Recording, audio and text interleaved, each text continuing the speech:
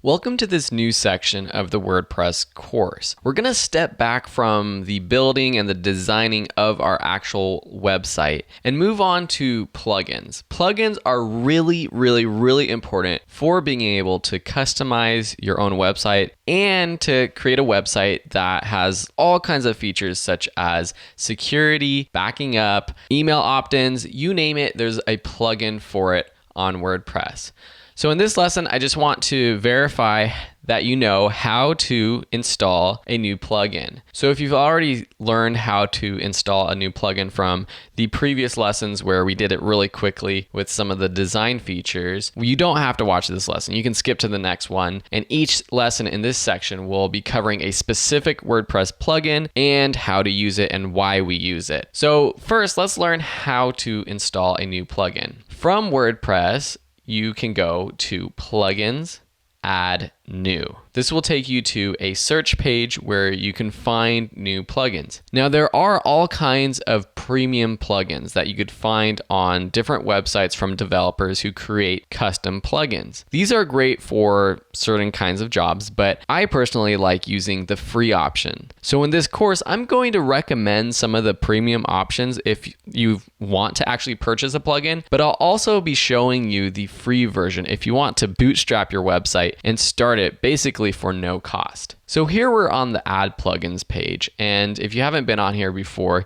you can see the featured plugins. These are very popular plugins that WordPress recommends for all kinds of things, and we'll be looking at some of these. We've already looked at Jetpack right now, which was pre-installed when I installed WordPress on my Bluehost website. You might not have installed it yet if you're not using Bluehost. To search for a plugin, you can search in this search box. Now, we can search for anything. Say we want to add a gallery to our website.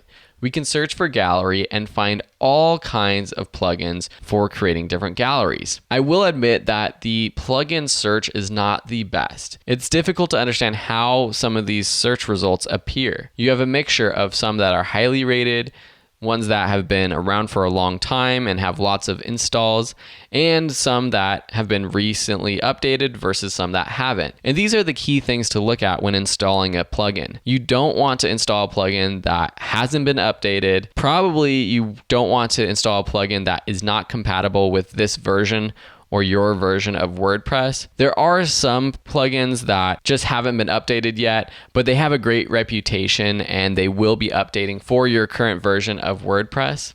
So that's one thing that you want to look at. The next is last updated.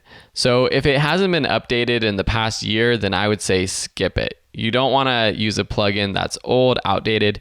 This is a formula for disaster in which hackers can figure out how to hack into your website via an old plugin. You also want to look at the ratings. Typically, you want to make sure that it's over 4 stars. Of course, this is just like anything else. You want to make sure that it has good ratings. And then active installs. Yes, there might be some great new plugins out there that don't have many installs, but I typically use the ones that have the most installs, or at least a lot of installs, which proves that there are a lot of people using it and a lot of people liking it. So to find out more about any of these plugins, we can click on it right here. Click on the title. It pops up a new window with a description, instructions for installing, screenshots of the plugin, which might not matter for some different plugins, but for example, for a gallery plugin, we'd want to look at what it looks like. There's other frequently asked questions. We can see the reviews. These are all good things to look at. If we're happy with it, we can click Install Now from here. Once it's installed, we can activate it from this menu right here. Because we have it installed doesn't mean we can use it yet. But I'm not going to activate it yet. I'm going to go to our installed plugins page right here. Here you can see all of the plugins that we have installed. The ones that are highlighted in blue are active. The ones that aren't highlighted in blue aren't active. So to activate this photo gallery, we can click Activate from here. Sometimes when you install a new plugin, a window will pop up or a new banner will pop up at the top of your screen that will kind of guide you through using that plugin.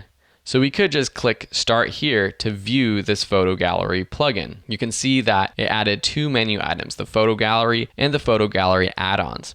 Now, I personally have never even used this gallery plugin before, so I would have to walk myself through this to learn, but that's what I'm going to do with the rest of the plugins. I'll know how to use them and I'll walk you through them in a little bit more depth. But in this lesson, I just wanted to show you how to install.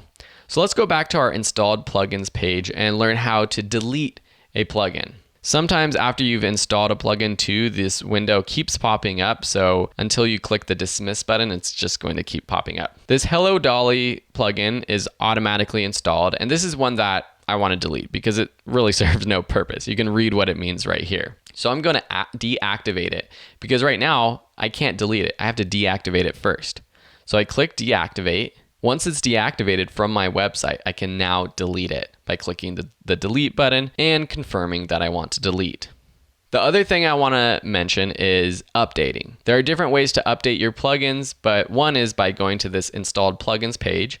And here we can see that the Mojo Marketplace plugin, which was installed when I installed WordPress with Bluehost, needs an update. It has this little banner right here. I can click update now here, or I can go to dashboard updates. And we saw this earlier in the course where this is sort of your home page for updates. It will include updates for WordPress itself, for plugins, or themes. It's interesting right now, it doesn't show that Mojo Marketplace needs an update, so it's important to check both places. So back on the installed plugins page, I'm just going to click update now. Now for best practices, it's important to check if the update is good to go for your website. Search on their website, go to this plugin's website and see what the details are with the new plugin. Sometimes I've updated a plugin and there was some sort of glitch with it and it either messed up my website or it messed up that plugin. So you want to make sure that everyone's happy with the update. At the same time, you need to balance this out with making sure you update frequently, because if you leave a plugin not updated, there might be a glitch with that plugin. Perhaps there was a vulnerability that could lead to hacking. So you want to make sure that you do update your plugins, because usually it means that